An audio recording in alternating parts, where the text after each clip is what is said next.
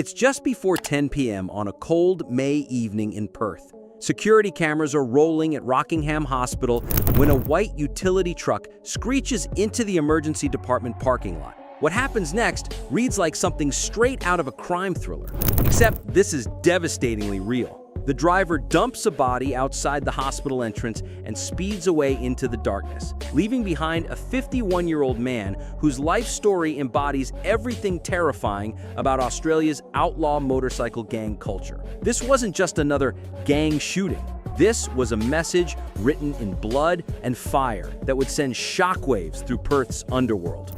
Nighttime view of Perth's skyline reflecting vibrant city lights on the water. The man they called Lethal Les, Leslie Jade Grantham, didn't just get his nickname, he earned it. With his face inked in tattoos, a mouthful of gold teeth, and a reputation that walked into the room before he did, Lethal Les was the kind of man you wouldn't want to cross paths with in a dark alley. As the sergeant-at-arms of the Comanchero Motorcycle Club, Grantham wasn't just another member. He was the enforcer, the one who kept order inside the gang with fear, muscle, and violence. But here's the chilling twist. This same brotherhood that lifted Grantham to power, that gave him his status and respect, would one day turn those very same weapons against him. Think about that for a moment. In the outlaw biker world, the sergeant-at-arms is like the family's attack dog, feared by rivals, but respected, even relied on by his own. For years, Grantham was the Comanchero's hand of punishment, the man they unleashed whenever someone needed to be taught a lesson. He was the one who delivered their brutal justice when lines were crossed.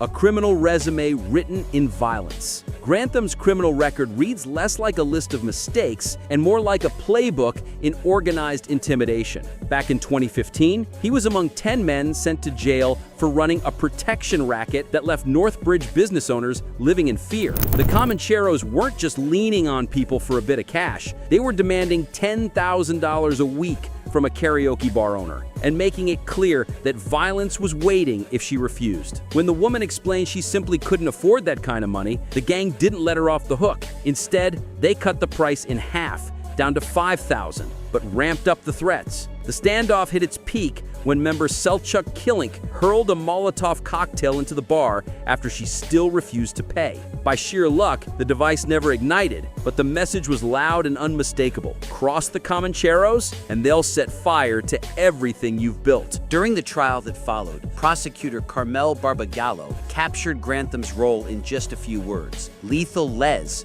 with his facial tattoos and gold teeth, was his right-hand man to then State Commander Ronald Parr. This wasn't just muscle being rented out. This was loyalty carved into flesh, a man who lived and breathed the Comanchero creed. But here's where things take a turn. After serving his time, Grantham claimed he'd found religion, that he was ready to walk away from the outlaw life. For a moment, it seemed believable, but by 2019, the old ways came calling again. This time, he and well-known boxer Lyle Winmar targeted a man accused of mistreating a sex worker. Their method was simple: threaten him with death and demand $10,000 in so-called compensation, the patchover that changed everything. To understand how Grantham ended up bleeding out on a hospital doorstep, you first need to look at the earthquake that shook Western Australia's bikie scene in 2024. It all began with what insiders now call the Great Rebels Exodus. Imagine this: hardened bikies, men who had worn their colors for years, walking into their own clubhouse and laying those patches down on the table. These weren't just scraps of fabric. They were symbols of brotherhood, violence, and loyalty.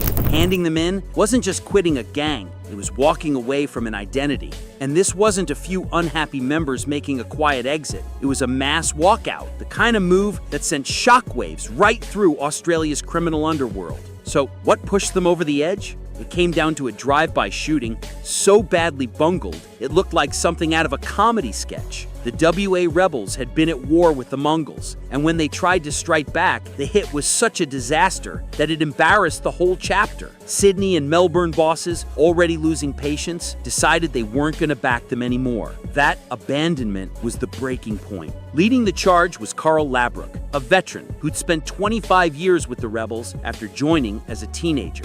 But Labrook didn't just hang up his cut, he crossed the line, switching over to the Comancheros. And he didn't come alone. At least 6 other ex-rebels followed. bringing with them years of experience, grudges that hadn't gone cold, plenty of unfinished business. But that mass recruitment came with a price that would eventually cost Grantham everything. Police sources and underworld insiders say the sudden flood of new blood into the Comancheros lit a fuse inside the club. On one side, you had old-school bikies like Grantham, men who had fought, bled, and proven themselves for years. On the other side, you had newcomers with their own grudges, rivalries, and agendas. The clash was inevitable. And here's the thing, it wasn't just happening in Perth. Research from the Australian Institute of Criminology shows this was part of a bigger nationwide shift. What once defined bikie culture, motorcycles, brotherhood, and a twisted sense of honor was being pushed aside. In its place, a colder, more calculated underworld, where clubs were treated less like families and more like criminal businesses, built for drug trafficking and organized crime. Dr. Christopher Dowling, who studied 39 former gang members, painted a stark picture of what's really happening inside these clubs. According to his research, former bikies described an influx of a more violent and criminally inclined cohort and a perceived erosion of loyalty, camaraderie, and respect for gang structures. In other words, these weren't men bonded by bikes and brotherhood anymore. They were predators, using the gang's name and structure to chase profit, power, and payback. The night everything went wrong.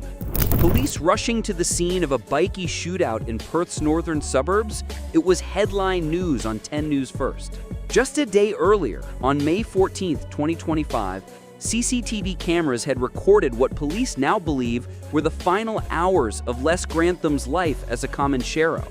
And what that footage revealed is as chilling as it gets. A betrayal, carefully planned and carried out by the very men he called brothers. At Auburn Grove train station, surveillance picked up multiple vehicles pulling in, followed by what Detective Senior Sergeant Todd White later described as a vehicle swap. This wasn't chaos, it was a coordinated move.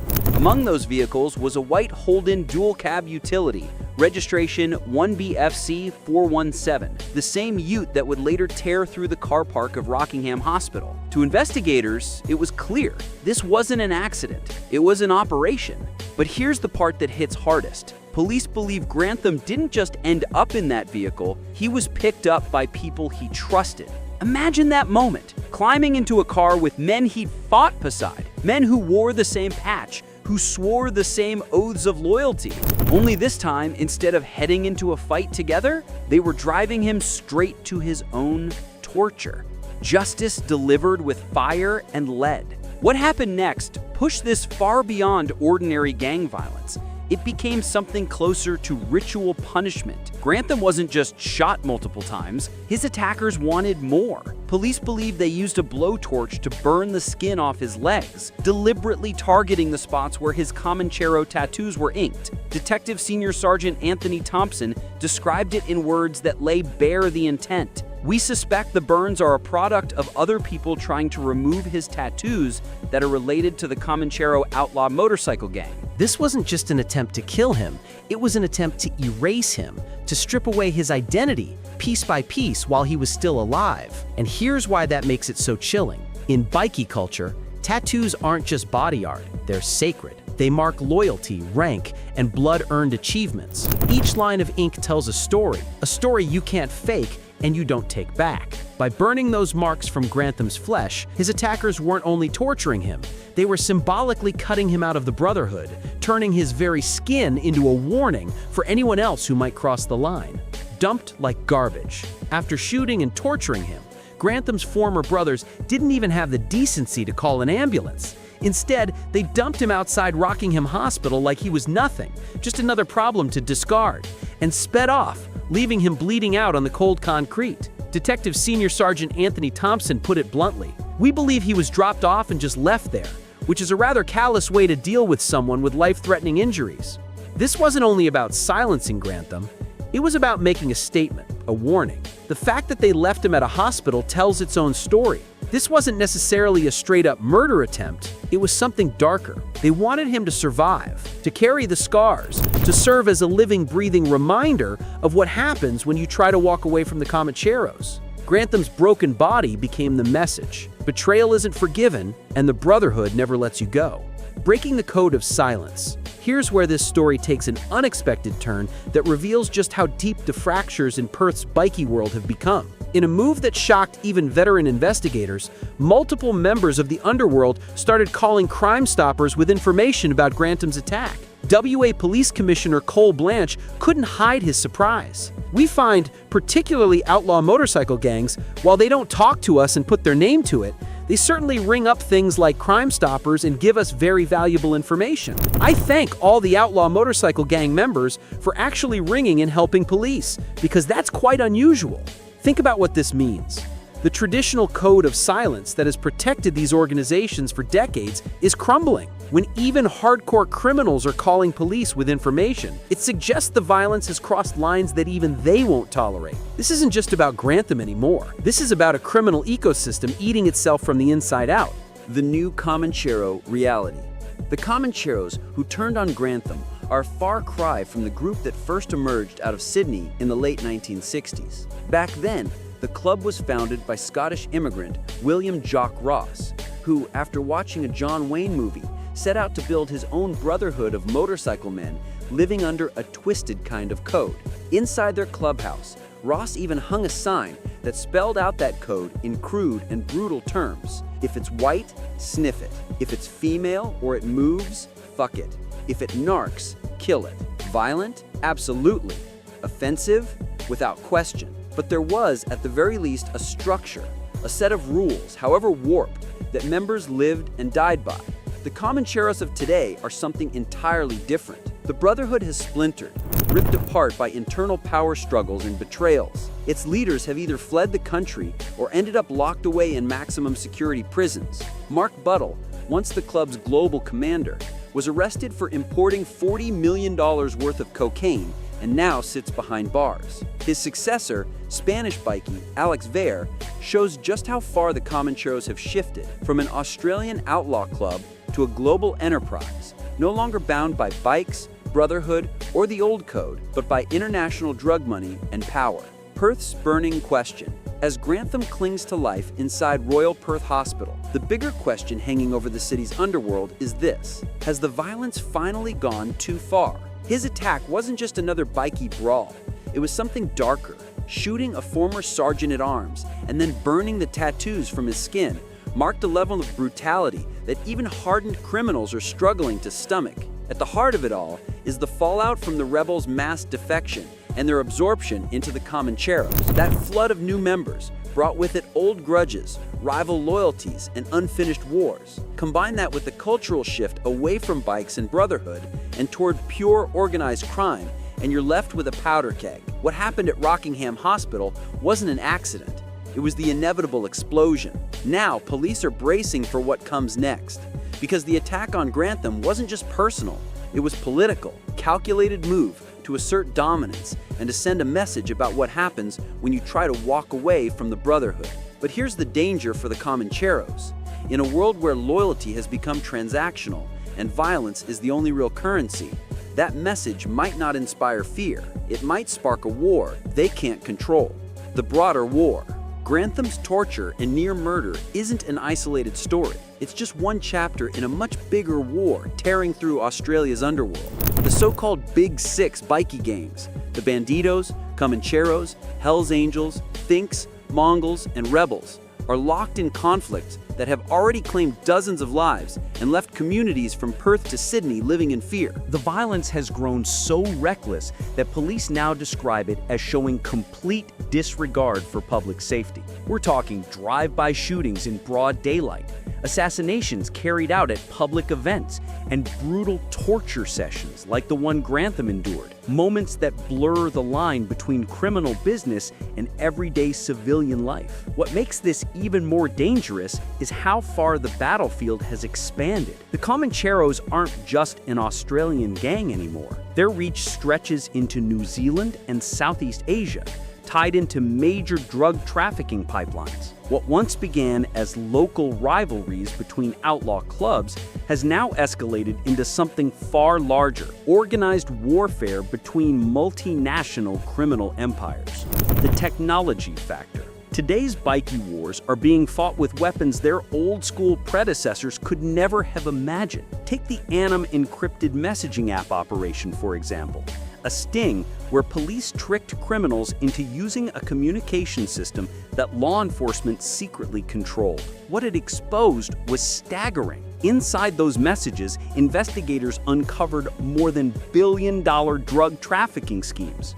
They found detailed plans for assassinations, torture sessions, and bloody territorial wars. The conversations show just how casual the new generation of bikies have become about violence, talking about murder and torture like it was just another part of business. This mix of technological sophistication, global reach, and a membership more ruthless than ever before has created something far beyond the old idea of outlaw motorcycle clubs. These are now criminal organizations on a scale that poses a real and immediate threat to public safety, bigger, sharper, and more dangerous than Australia has ever seen. What this means for Perth. Police officers moving in on suspects during a nationwide crackdown show just how relentless the fight against organized crime has become.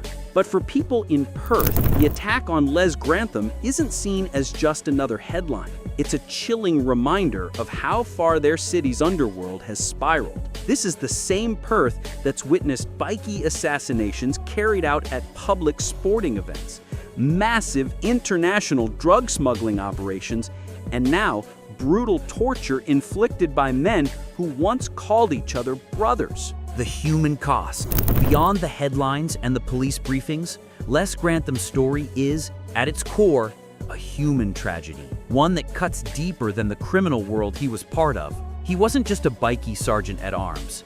He was also a father, a brother, and a son. Yes, he made terrible choices, but no one deserves to be tortured and left for dead by men they once called family. The fallout from violence like this doesn't end with the victim. It spreads through families, through entire neighborhoods. Every shooting, every act of retribution leaves scars, destroying homes, traumatizing bystanders, and chipping away at the sense of safety in communities. In suburbs where bikie gangs have taken root, kids grow up thinking gunfire and police sirens are just part of daily life. And the damage runs even deeper. Research shows that areas with heavy outlaw motorcycle gang activity see higher levels of domestic violence. Gang members, shaped by a culture of hypermasculinity and aggression, are twice as likely as other offenders to abuse their partners. The violence doesn't stay behind clubhouse doors. It spills into homes, into families, into everyday life. Looking forward, as this story unfolds, Perth is forced to confront some hard truths about how to deal with an underworld that's spiraling out of control. The old playbook isn't enough anymore. Traditional police tactics just don't match up against criminal networks that stretch across borders, move drugs like multinational businesses, and adapt faster than law enforcement can keep up. But cracks are beginning to show. For years, bikies lived by a strict code of silence. Now, even gang members themselves are picking up the phone and calling Crime Stoppers, like they did after Grantham's attack. It's a rare glimpse into the fractures inside these organizations.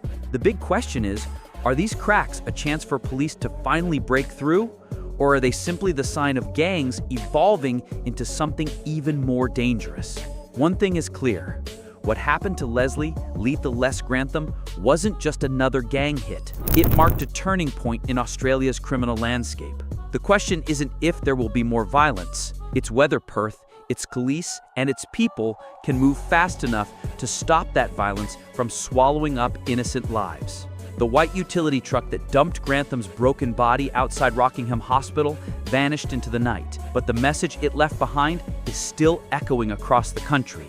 In this world, brotherhood can turn deadly in an instant. Loyalty is written in blood, and betrayal is burned into skin. And until someone finds the courage to break the cycle, that message will keep being written in violence. For now, Grantham lies in a hospital bed, scarred for life by a brotherhood he once gave everything to. His story is proof of a harsh truth. In the outlaw bikie world, there are no happy endings. There are only survivors and those who never make it out.